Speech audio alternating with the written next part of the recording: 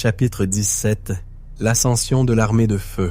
La prophétie de l'Apocalypse 9:16 n'était plus lointaine. Elle se déroulait en temps réel.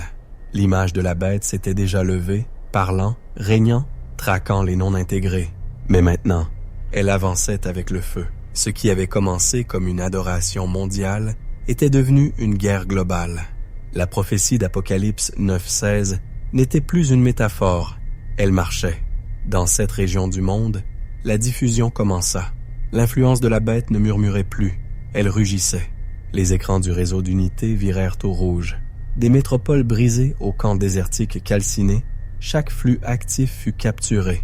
Le souverain apparut, sa silhouette encadrée de flammes, sa voix tonnant à travers des fréquences brisées. « Le monde a choisi », déclara-t-il, ses yeux brillant d'une lumière anormale. Et maintenant, le feu répondra. Derrière lui se tenait le prophète de lumière et l'image, un trio impie nouvellement né. La résistance de 3 régions a été consumée, poursuivit le souverain.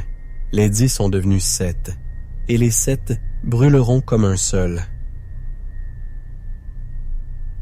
Un nouvel emblème pulsa sur tous les écrans.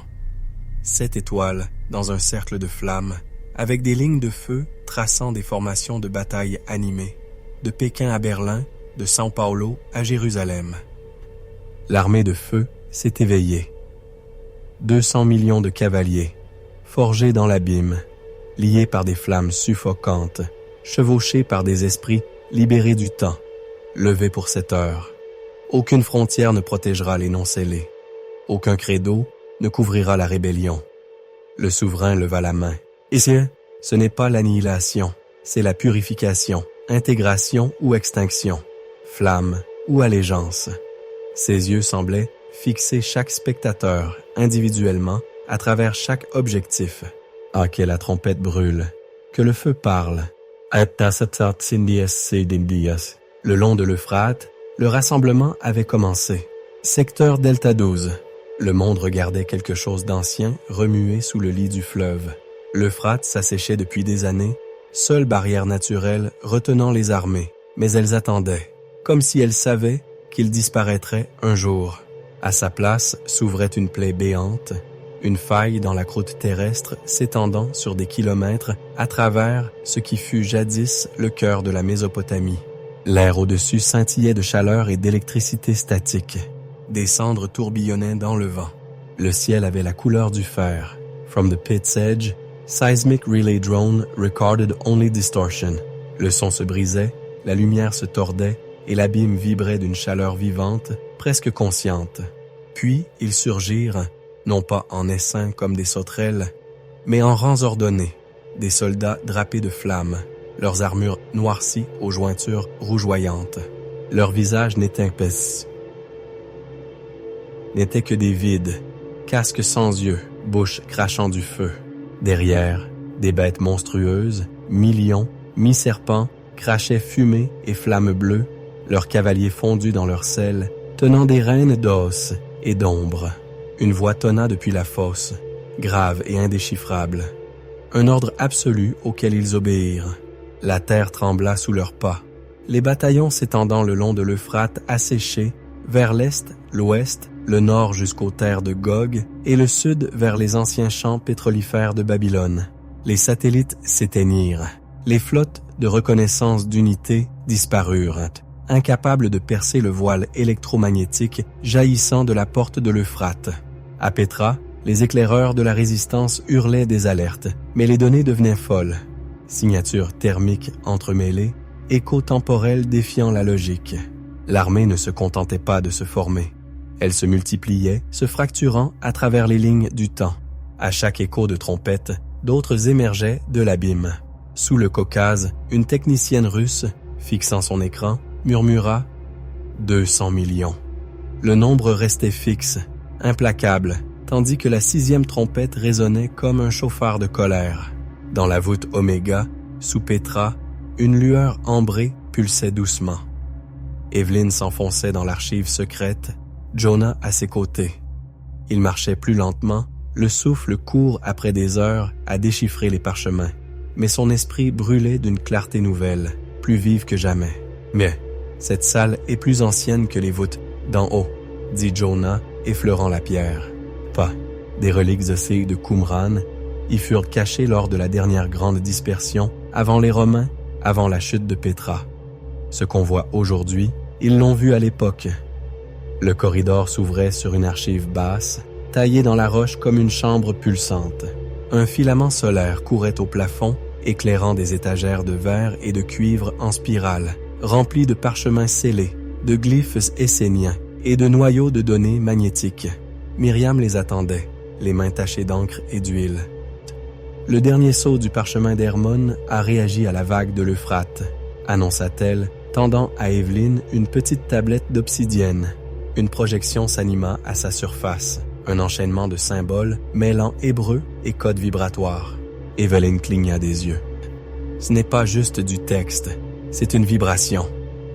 Jonah s'approcha, observant les ondes aisées et lumineuses de la tablette se refléter sur la pierre. « Tu sais pourquoi elle nous guide maintenant ?» murmura-t-il. « Hop, ce n'était jamais seulement une prophétie, mais un dessein. Un signal divin, codé dans les Écritures, attendant que notre génération l'entende enfin. » Evelyne se tourna perplexe. « Tu veux dire, le parchemin interprète la Bible? »« Non, » répondit Jonah. « Mais le parchemin, c'est la Bible. Du moins, ces parties cachées, révélées par la technologie qu'on a récupérée. Résonance quantique, traduction par IA, des couches de code anciens. Ce qui était mystère est maintenant en mouvement. » Il ajouta doucement. « Pas une nouvelle écriture, juste les parties qu'on n'était pas censé comprendre avant le moment désigné. » Ben, Adrien, appuyé contre l'arche, le visage crispé, intervint. « Donc ça, ce n'est pas juste une carte, c'est la parole de Dieu, » dit Jonah, décodée par les outils de notre époque. Ça ne remplace pas la Bible, ça la confirme. Ça montre ce qui était écrit depuis le début. Le parchemin n'a pas évolué. C'est nous qui avons enfin rattrapé. Ces parchemins n'étaient pas faits pour les yeux, mais pour la résonance. Pendant des siècles, ils sont restés en sommeil, jusqu'à ce qu'on ait les outils pour les entendre. Il s'approcha d'une console, chassant la poussière d'un clavier gravé. « Boss, quand on a passé les plus anciens manuscrits bibliques dans les nœuds d'IA du Construct, ceux qu'on a tirés du QARF, les parchemins ont réagi. Fréquences cachées, codes enfouis dans les Écritures. Ils n'étaient pas juste préservés. Ils attendaient. » Evelyne fixait la tablette qui vibrait doucement dans ses mains. « Assez.